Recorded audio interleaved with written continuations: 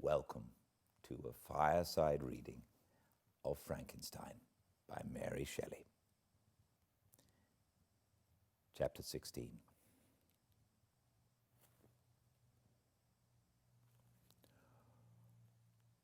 Cursed, cursed Creator! Why did I live? Why, in that instant, did I not extinguish the spark of existence which you had so wantonly bestowed? I know not. Despair had not yet taken possession of me. My feelings were those of rage and revenge.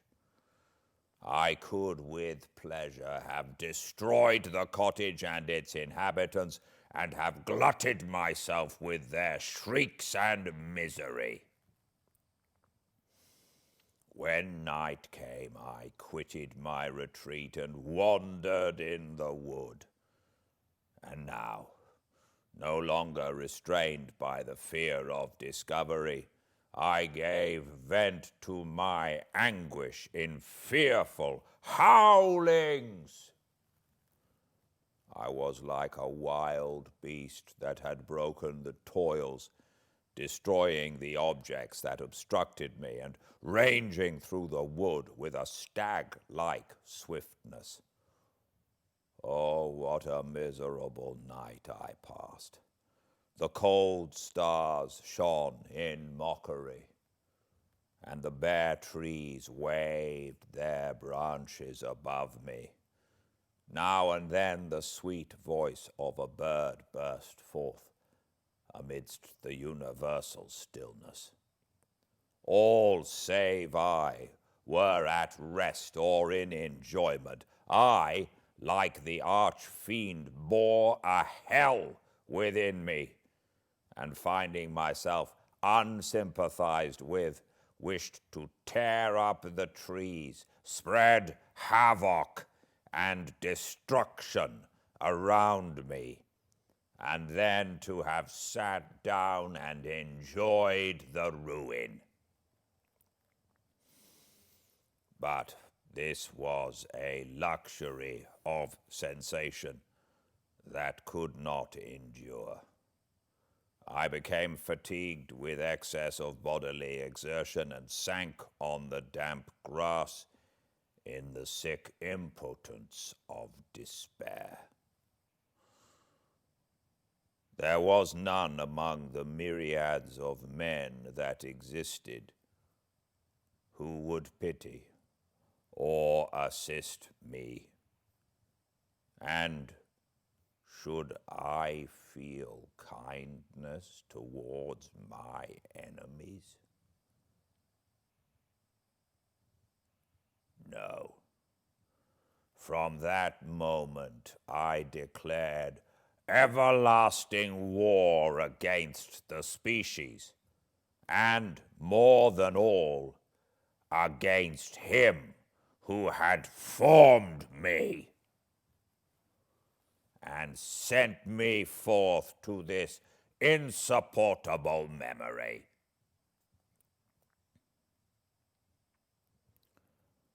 The sun rose. I heard the voices of men, and I knew that it was impossible to return to my retreat during that day. Accordingly, I hid myself in some thick underwood, determining to devote the ensuing hours to reflection on my situation. The pleasant sunshine and the pure air of day restored me to some degree of tranquility, and when I considered what had passed at the cottage, I could not help believing that I had been too hasty in my conclusions. I had certainly acted imprudently. It was apparent that my conversation had interested the father in my behalf, and I was a fool in having exposed my person to the horror of his children. I ought to have familiarized the old De Lacy to me, and by degrees to have discovered myself to the rest of the family, when they should have been prepared for my approach. But I did not believe my errors to be irretrievable, and after much consideration, I resolved to return to the cottage, seek the old man, and by my representations win him to my party. These thoughts calmed me, and in the afternoon I sank into a profound sleep. But the fever of my blood did not allow me to be visited by peaceful dreams. The horrible scene of the preceding day was forever acting before my eyes. The females were flying, and the enraged Felix tearing me from his father's feet. I awoke exhausted, and finding that it was already night, I crept forth from my hiding place and went in search of food. When my hunger was appeased, I directed my steps towards the well-known path that conducted to the cottage. All there was at peace. I crept into my hovel and remained in silent expectation of the accustomed hour when the family arose. That hour passed. The sun mounted high in the heavens, but the cottagers did not appear. I trembled violently, apprehending some dreadful misfortune. The inside of the cottage was dark, and I heard no motion. I cannot describe the agony of this suspense. Presently, 2 countrymen passed by, but pausing near the cottage, they entered into conversation, using violent gesticulations, but I did not understand what they said, as they spoke the language of the country, which differed from that of my protectors. Soon after, however, Felix approached with another man. I was surprised, as I knew that he had not quitted the cottage that morning, and waited anxiously to discover from his discourse the meaning of these unusual appearances. "Do you consider," said his companion to him, "that you will be obliged to pay 3 months' rent and to lose the produce of your garden? I do not wish to take any unfair advantage, and I beg, therefore, that you will take some days to reconsider your determination." "It is utterly useless," replied Felix. "We can never again inhabit your cottage. The life of my father is in the greatest danger, owing to the dreadful circumstance that I have related. My wife and my sister will never recover from their horror. I entreat you not to reason with me any more. Take possession of your tenement and let me fly from this place."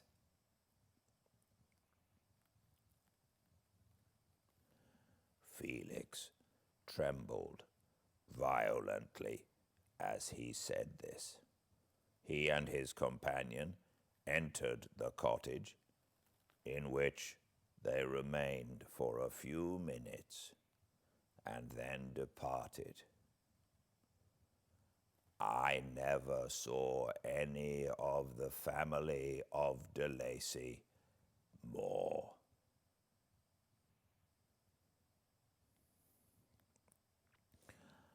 I continued for the remainder of the day in my hovel in a state of utter and stupid despair. My protectors had departed and had broken the only link that held me to the world. For the first time, the feelings of revenge and hatred filled my bosom, and I did not strive to control them, but allowing myself to be borne away by the stream, I bent my mind towards injury and death. When I thought of my friends, of the mild voice of De Lacy, the gentle eyes of Agatha, and the exquisite beauty of the Arabian, these thoughts vanished, and a gush of tears somewhat soothed me. But again, when I reflected that they had spurned and deserted me, anger returned, a rage of anger, and unable to injure anything human, I turned my fury towards inanimate objects. As night advanced, I placed a variety of combustibles around the cottage, and after having destroyed every vestige of cultivation in the garden, I waited with forced impatience until the moon had sunk to commence my operations. As the night advanced, a fierce wind arose from the woods and quickly dispersed the clouds that had loitered in the heavens. The blast tore along like a mighty avalanche and produced a kind of insanity in my spirits that burst all bounds of reason and reflection. I lighted the dry branch of a tree and danced with fury around the devoted cottage, my eyes still fixed on the western horizon, the edge of which the moon nearly touched. A part of its orb was at length hid, and I waved my brand. It sank, and with a loud scream I fired the straw and heath and bushes which I had collected. The wind fanned the fire, and the cottage was quickly enveloped by the flames, which clung to it and licked it with their forked and destroying tongues.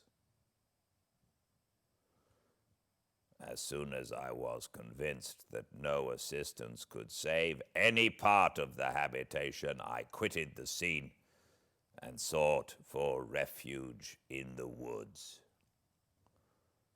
And now, with the world before me, whither should I bend my steps?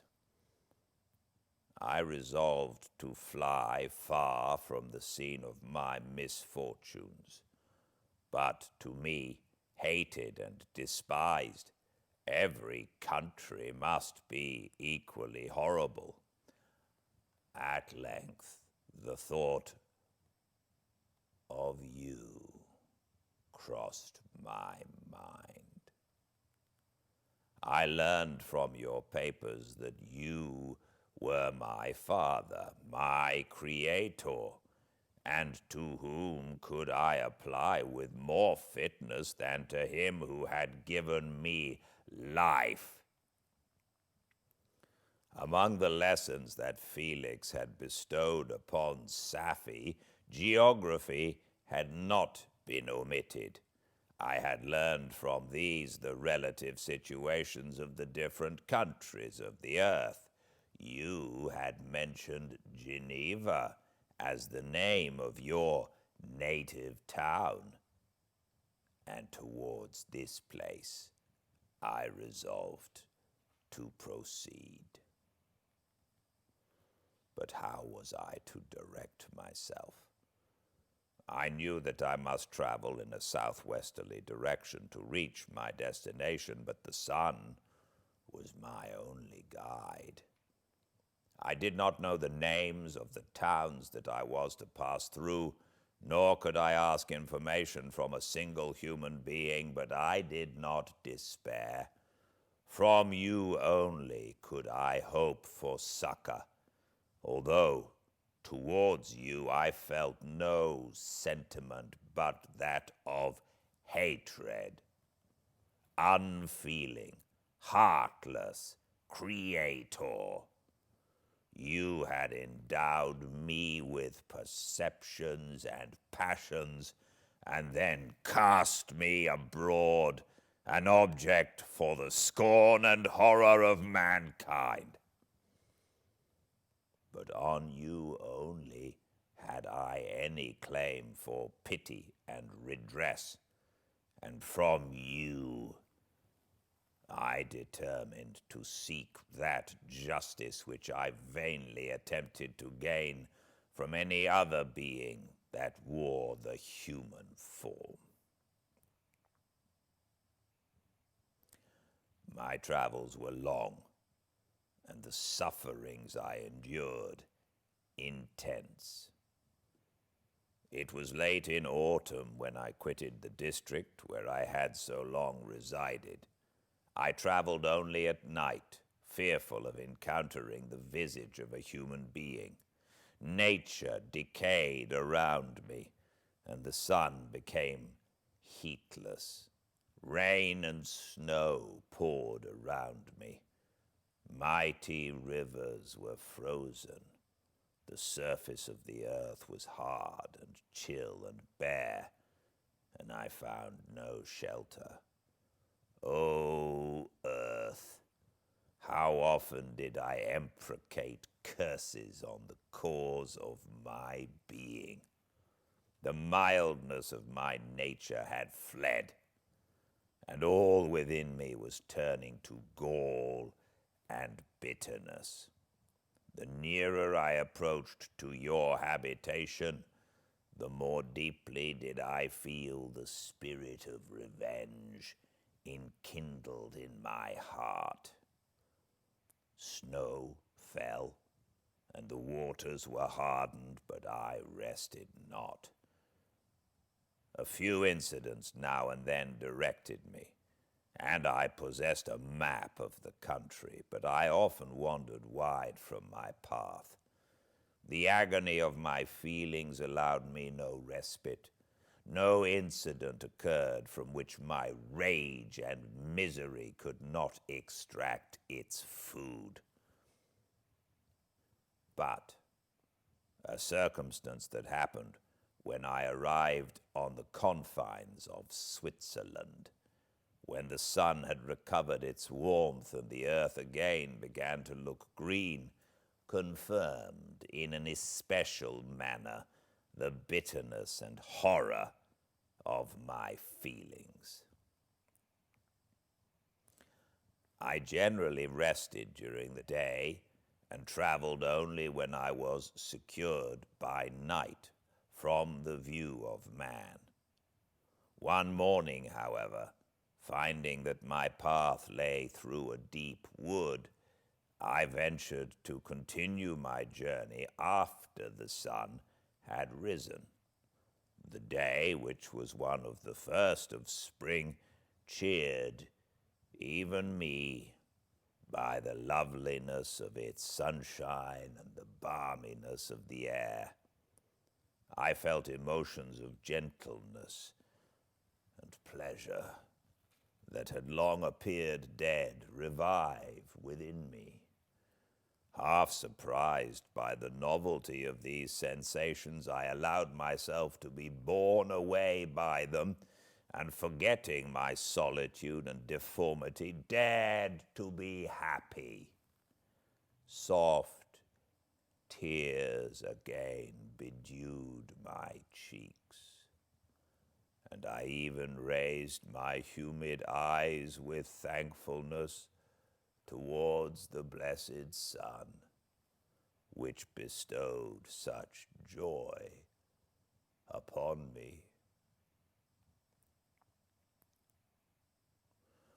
I continued to wind among the paths of the wood until I came to its boundary, which was skirted by a deep and rapid river, into which many of the trees bent their branches, now budding with the fresh spring. Here I paused, not exactly knowing what path to pursue, when I heard the sound of voices that induced me to conceal myself under the shade of a cypress.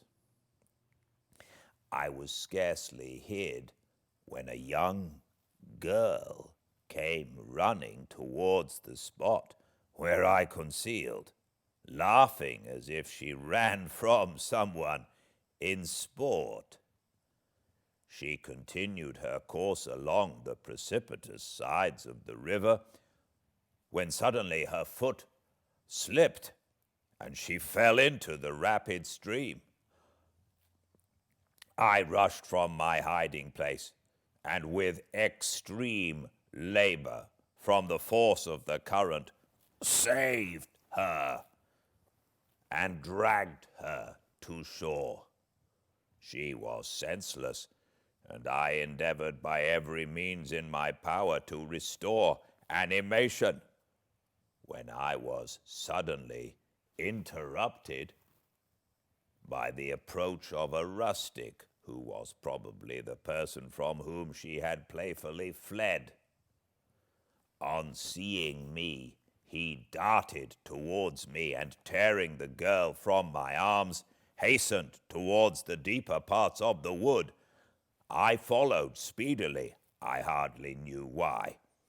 But when the man saw me draw near, he aimed a gun, which he carried, at my body and fired.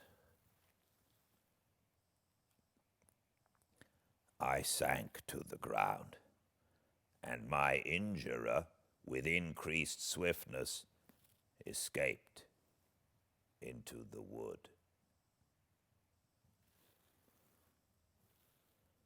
This was then the reward of my benevolence. I had saved a human being from destruction, and as a recompense I now writhed under the miserable pain of a wound which shattered the flesh and bone.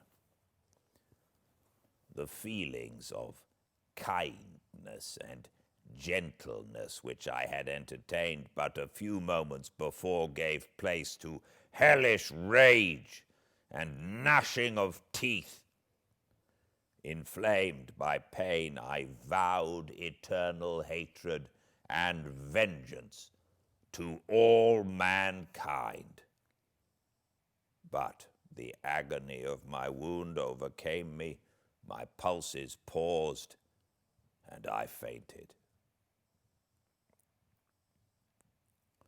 For some weeks, I led a miserable life in the woods, endeavoring to cure the wound which I had received. The ball had entered my shoulder, and I knew not whether it had remained there or passed through. At any rate, I had no means of extracting it. My sufferings were augmented also by the oppressive sense of the injustice and ingratitude of their infliction. My daily vows rose for revenge, a deep and deadly revenge, such as would alone compensate for the outrages and anguish I had endured. After some weeks, my wound healed, and I continued my journey.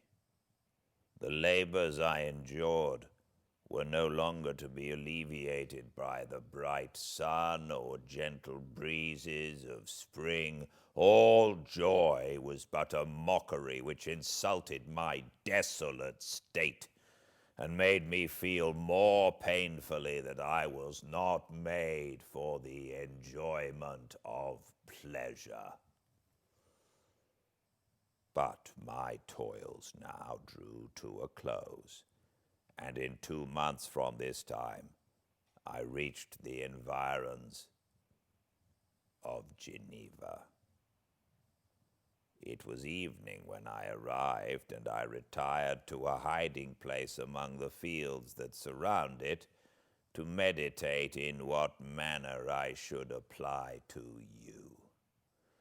I was oppressed by fatigue and hunger, and far too unhappy to enjoy the gentle breezes of evening or the prospect of the sun setting behind the stupendous mountains of Jura. At this time a slight sleep relieved me from the pain of reflection, which was disturbed by the approach of a beautiful child,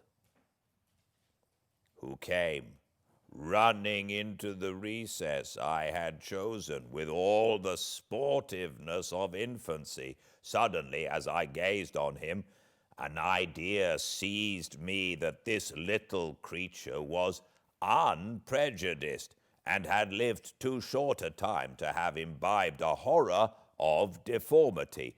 If, therefore, I could seize him and educate him as my companion and friend, I should not be so desolate in this peopled earth. Urged by this impulse, I seized on the boy as he passed and drew him towards me. As soon as he beheld my form, he placed his hands before his eyes and uttered a shrill scream. I drew his hand forcibly from his face and said, "Child, what is the meaning of this? I do not intend to hurt you. Listen to me." He struggled violently. "Let me go," he cried. "Monster! Ugly wretch! You wish to eat me and tear me to pieces. You are an ogre. Let me go, or I will tell my papa." "Boy, you will never see your father again. You must come with me."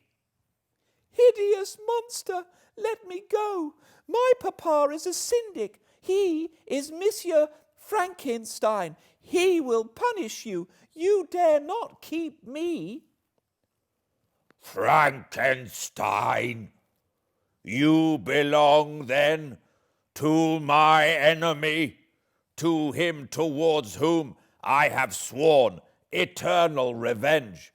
You shall be my first victim." The child still struggled and loaded me with epithets which carried despair to my heart. I grasped his throat to silence him, and in a moment he lay dead at my feet. I gazed on my victim, and my heart swelled with exultation and hellish triumph. Clapping my hands, I exclaimed, "I too can create desolation. My enemy is not invulnerable. This death will carry despair to him, and 1,000 other miseries shall torment and destroy him." As I fixed my eyes on the child, I saw something glittering on his breast. I took it. It was a portrait of a most lovely woman. In spite of my malignity, it softened and attracted me. For a few moments I gazed with delight on her dark eyes, fringed by deep lashes, and her lovely lips. But presently my rage returned. I remembered that I was forever deprived of the delights that such beautiful creatures could bestow, and that she whose resemblance I contemplated would, in regarding me, have changed that air of divine benignity to one expressive of disgust and affright. Can you wonder that such thoughts transported me with rage? I only wonder that at that moment, instead of venting my sensations in exclamations and agony, I did not rush among mankind and perish in the attempt to destroy them. While I was overcome by these feelings, I left the spot where I had committed the murder, and seeking a more secluded hiding place, I entered a barn which had appeared to me to be empty.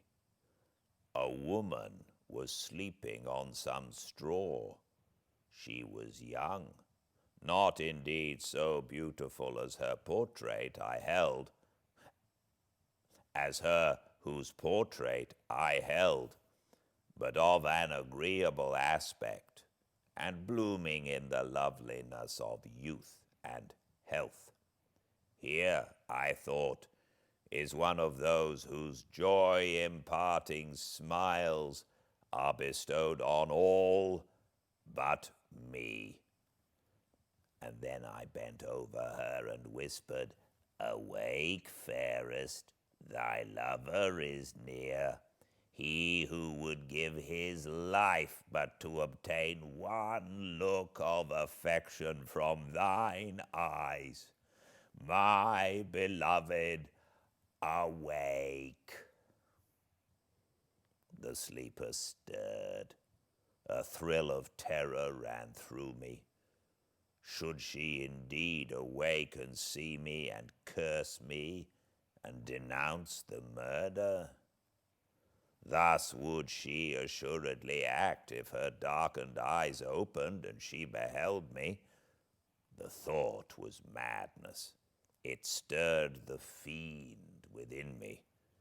Not I, but she shall suffer. The murder I have committed because I am forever robbed of all that she could give me, she shall atone. The crime had its source in her, be hers the punishment. Thanks to the lessons of Felix and the sanguinary laws of man, I had learned now to work mischief. I bent over her and placed the portrait securely in one of the folds of her dress. She moved again, and I fled.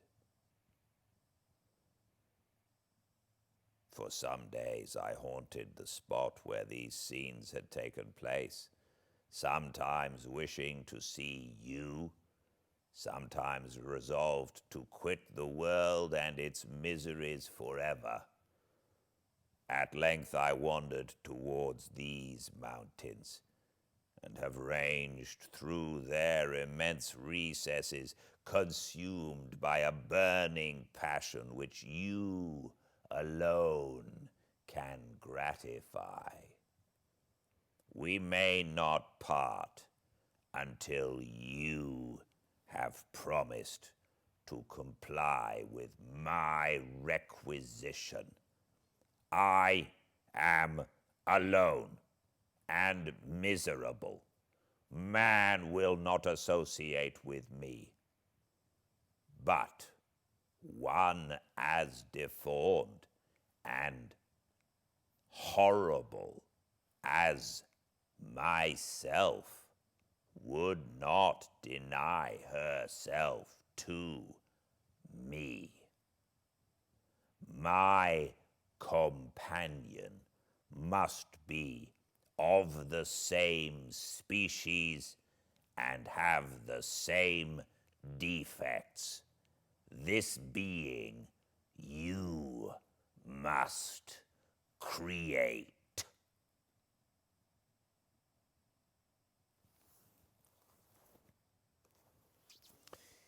Thank you very much for joining me. I hope you enjoy this, and if you miss a chapter ever, please go to Fireside Reading on the YouTube channel Fireside Reading. And if you would be so good as to either subscribe or comment or like, that would make me very happy. Thank you for your company, and I very much look forward to seeing you here, same time and place tomorrow, 5 p.m. Pacific, at Fireside Reading on Instagram, or again on YouTube, the Fireside Reading channel. Until then, please be very well. Good night.